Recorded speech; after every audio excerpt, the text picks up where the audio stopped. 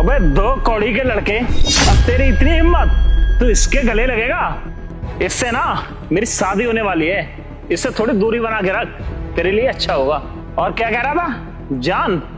अबे एक थप्पड़ मार दिया ना तो तेरी जान यहीं निकल जाएगी। क्या बकवास कर रहे हो तुम तो चुप ही रहो, तुम इन्हें छूट दे रखी ना, तभी ये दो कौड़ी के लोग तुम्हारे गले मिलने की कोशिश कर रहे हैं। और तुम्हारा कोई स्टैंडर्ड नहीं है, कोई भी दो कौड़ी का लड़का तुमसे गले मिलने को कहेगा और तुम गले मिलने लग जाओगी।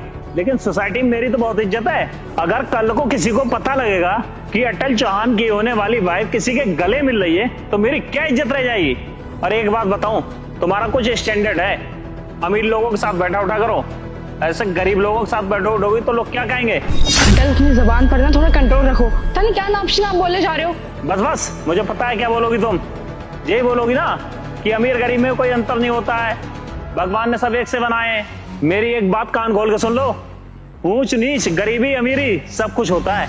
और चलो मान लिया कि गरीबों को कभी कभी दया कर देनी चाहिए, तो इसका मतलब ये नहीं है तुम जाके सीधे गले मिल लोगी। और तू आज के बाद इसके आसपास भटक ना जाना, इसमें और तुझमें जमीन आसमान का अंतर है। अगर इसके आसपास भी भटक गया ना तो तेरी सांसें अटका दूंगा। अबे तू इतनी देर से हमारी बातें क्या सुन रहा है?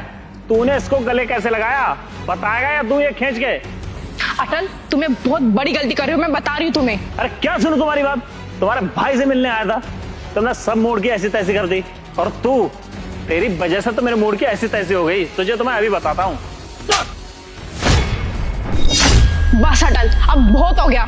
मैं इतनी देर से देखे जा रही हूँ, तुम जब से आए हैं बदतमीजी करे जा रहे हो, और वो बेचारे तुमसे एक शब्द तक नहीं बोल रहे।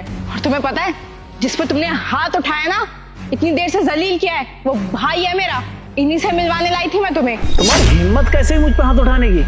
और जो दो कौड़ी का लड़का तुम्हारा भाई है, और मुझे तो लगा तुम बहुत ज्यादा अमीर हो, लेकिन एक गरीब तुम्हारा भाई है, इसका मतलब तुम भी गरीब हो। और मुझे तो लगा तुम्हारे भाई के पास बहुत बड़ी गाड़ियां होंगी, बड़े बड़े बंगले होंगे, लेकिन मुझे नहीं पता था ये इतना ज्यादा गरीब है।